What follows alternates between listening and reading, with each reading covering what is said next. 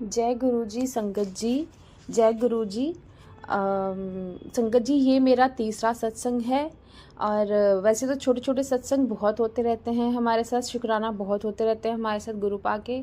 आज मैं कुछ ऐसे शुक्राना जो मुझसे गुरु पा बुलवाना चाहेंगे वो आपसे शेयर करने वाली हूँ। मेरा पहला शुक्राना सत्संग ये है कि संगत जी, मैं बहुत देर से सोच रही थी कि मुझे तो गुरु पा ने अपने साथ जोड़ लिया है, मेरे पति भी जुड़ जाते तो बहुत अच्छा होता। और ना मेरे पति की ना एक आदत है कि वो ना हंसते रहते हैं। हालांकि ऐसा नहीं है, मानते नहीं है गुरु को या भगवान को, नहीं ऐसा नहीं है। हालांकि वो पूजा पाठ भी नहीं करते, रिस्पेक्ट करते हैं या फिर मानते भी हैं, बस ऐसे ही हंसी मजाक करते रहते हैं। तो मैंने अब इस बार हम मेरी बहन की शादी के लिए जा रहे थे, तो मेरा ना रास्ते में बड़ा मन करा कि मैं सत्संग सुनूं। तो मैंने एक छोटा सत्संग लगा लिया था 15 मिनट का, और उसको ना प्लेबैक स्पीड उसकी डबल करके उसको फास्ट फॉरवर्ड पे चला दिया कि मैं सुन पाऊँ और मैं समझ जाऊंगी कि क्या कह रहे हैं सत्संग में। तो संगत जी, हम गाड़ी में जा रहे थे तो मेरे पति कह रहे ये मत लगाओ यार, कुछ मर्जी लगाओ। मैंने कहा नहीं प्लीज सुनने दो, 15 मिनट का ही है, मैं 7 मिनट में खत्म हो जाएगा, डबल स्पीड चला रही तो 7 मिनट में खत्म हो जाएगा। तो मान गए, वो कहते चलो ठीक है, स्वीट से है हस्बैंड मेरे, तो वो मान गए।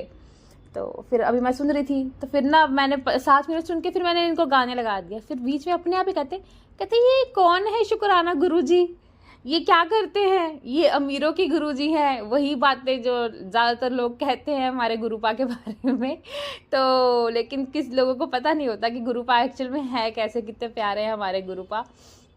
तो मैंने इनको अब उससे पहले सत्संग में एक सत्संग में गुरुपा के बारे में ही, गुरुपा की महिमा के बारे में ही और उनके पिछले कुछ चीज़ों के बारे में बताया हुआ, जब वो चोली में थे उसके बारे में बताया हुआ था। तो मुझे बड़ी हैरानी हुई, मैंने कहा आप तो सुन रहे हो हैं। तो मैंने इनको बताना शुरू करा, गुरुपा ऐसे डुगरी उनका जन्म स्थल है, वहाँ पे उनका घर है, और दिल्ली में उनका बड़ा मंदिर है, बड़े मंदिर की क्या महिमा है। थोड़ी बहुत मैं भी नहीं गई वैसे तो बड़े मंदिर, लेकिन मैंने उनको बताया कि चलो जितना मैंने सुना है ना, उसके बेसिस के ऊपर जल प्रसाद के बारे में बताया मैंने इनको। तो बड़े खुश हुए। तो फिर मैंने कहा अच्छा चलो सत्संग सुन लेते हैं। फिर कहते नहीं, मैं कहते फिर तुम रोकोगी नहीं बीच में ना, एक बार मेरे को पता, तुमने मुझे बताया था कि हाँ अभी बीच में बंद नहीं करते हैं। मैंने कहा हाँ बस 15 मिनट, मैं कहा फास्ट फॉरवर्ड करके 15 मिनट का सुन लेते हैं दोनों जने। तो मान गए। मैंने कहा वाह कि ये तो मान गए, तो सुन लिया इन्होंने फिर सत्संग। तो फिर आगे जाके क्या हुआ संगत जी कि ना, अब हम जा रहे थे तो रास्ते में ना ट्रैफिक बहुत था। जिस शहर में हम जा रहे थे जीरकपुर, वहाँ पर ट्रैफिक जाम बहुत ज़्यादा हो जाता है शाम को 6 बजे के। वैसे तो वहाँ पे हर वक्त ही रहते, बट हाँ सुबह और शाम का हर शहर में जैसे बहुत ज़्यादा ट्रैफिक रहता है वैसे था। तो कहते क्या यार, इस तरफ से नहीं आना चाहिए था, उस तरफ से आना चाहिए था। थोड़े इरिटेट हो रहे थे मेरे हस्बैंड कि मैंने कहा तो गुरुपा को बोल दो ना, निकाल देंगे आपको हैं।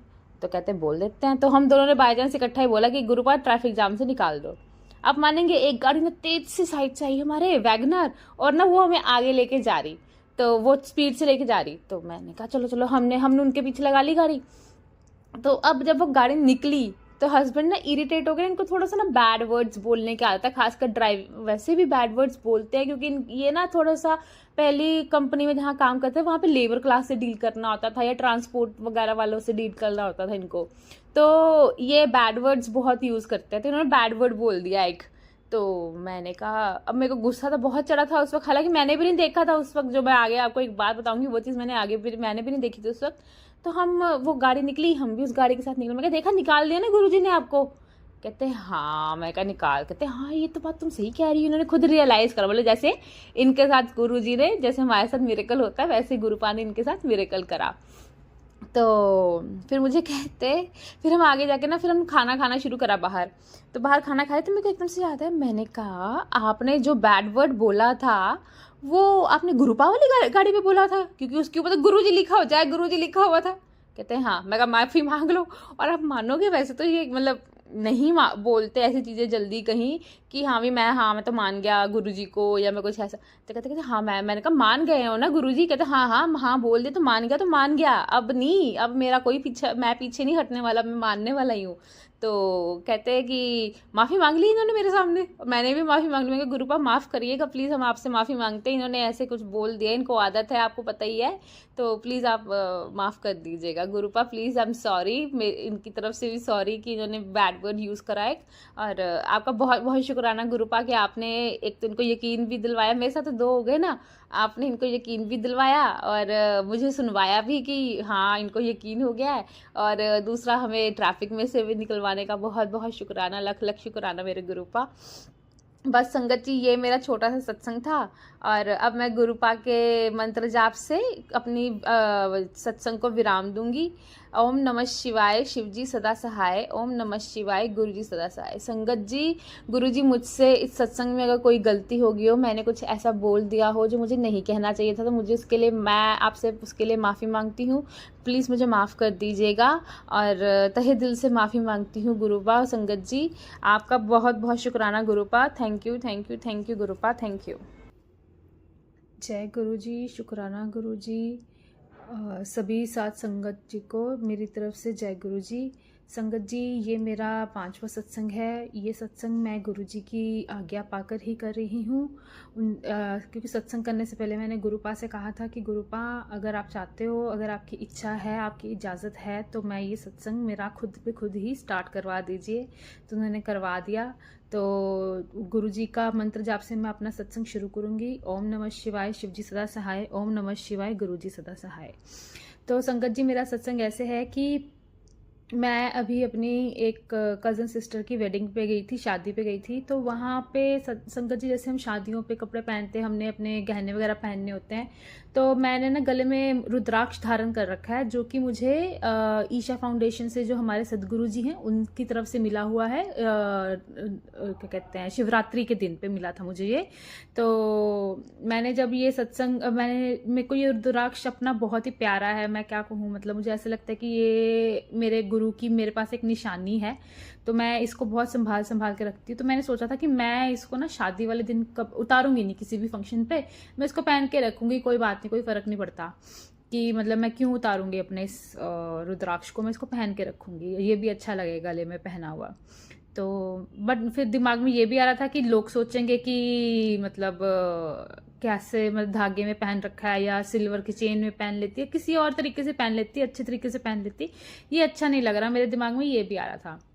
तब संगत जी, आप ये देखिए हुआ क्या कि जिस दिन शादी थी, उस दिन जब मैं मतलब अपना ये रुद्राक्ष मुझसे कहीं रखा गया, और मुझे ध्यान में ही नहीं रहा कि मैंने रुद्राक्ष कहीं रख दिया है, और पूरा दिन वो मैंने निकाल दिया, और मेरे को एक बार भी अपने रुद्राक्ष की तरफ ध्यान नहीं गया मेरा, वरना मैं दिन में बहुत चेक कर लेती हूँ इसको, 1-2 बार मेरे गले में है, मेरे गले में है, मुझे मतलब इतना प्यारा है अपना रुद्राक्ष।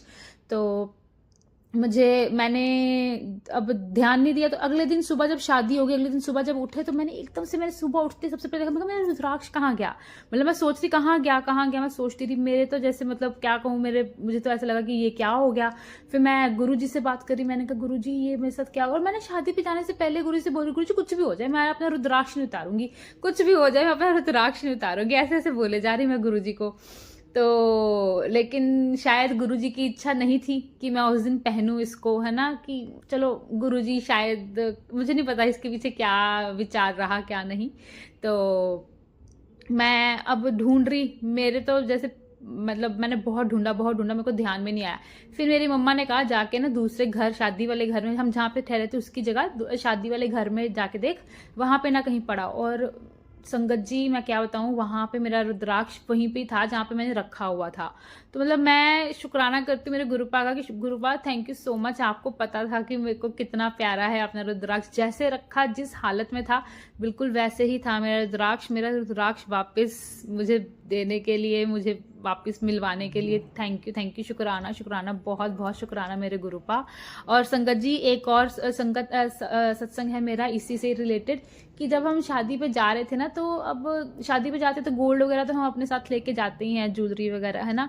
तो अब ज्वेलरी साथ लेके गए थे हम, जैसे रास्ता लंबा था, रास्ता सफर, तो रास्ते में रुक के चाय पानी वगैरह पिया, तो गोल्ड तो गाड़ी में ही पड़ा हुआ था, और मेरा मतलब बैग जो था वो सबसे नीचे पड़ा हुआ था, काफी सारे बैग्स थे उसमें सबसे नीचे, पर फिर भी ना दिमाग में आ रहा था कि कहीं मतलब लोगों को पता लग ही जाता है कि हाँ अभी हमने गोल्ड रखा है या नहीं रखा है कुछ। तो मैं सोच रही कि कहीं कोई चुरा ना ले, कहीं कुछ ऐसा ना हो जाए, दिमाग में आती हैं 100 बातें आती हैं। तो आप मानेंगे मैंने ना मैंने अंदर रेस्टोरेंट में अंदर बैठे बैठे गुरुपा से रिक्वेस्ट करा, उनको याद करके उनसे कहा गुरुपा प्लीज़ आप गोल्ड की रक्षा कर दीजिए और कोई कुछ ना कर पाए, और प्लीज़ पूरी शादी में मेरे को मतलब कोई चीज़ मुझसे गुम ना हो, मेरी कोई चीज़ खोए ना। तो संगत जी आप मानिए कि जब हम रेस्टोरेंट से खाना खा के बाहर निकले अपनी गाड़ी के पास, तो मेरे को अपनी गाड़ी के पास एक वाइट बटरफ्लाई नजर आई। वो वाइट बटरफ्लाई ने हमारी गाड़ी के आसपास घूमी और फिर चली गई। तो मैंने गुरुपा से कहा शुक्राना, बहुत बहुत शुक्राना मेरे प्यारे गुरुपा। मतलब गुरुपा ने इतने मतलब इतना चीज़ों का वो ध्यान रखते हैं ना, हमारी छोटी छोटी बात कितनी अच्छे से सुनते हैं। इतना छोट मतलब सत्संग हो सकता है, मतलब कोई भी सत्संग छोटा या बड़ा नहीं होता, सत्संग तो मेरे को लगता है सत्संग ही होता है। तो ये था मेरे कुछ 2 प्यारे प्यारे से सत्संग संगत जी। तो मैं अब अपने अगले सत्संग की तैयारी करूंगी और अपनी वाणी को विराम देने से पहले मैं अपने गुरुपा का मंत्र जाप करूंगी। ओम नमः शिवाय, शिव जी सदा सहाय। ओम नमः शिवाय, गुरु जी सदा सहाय। जय गुरु जी, शुक्राना गुरु।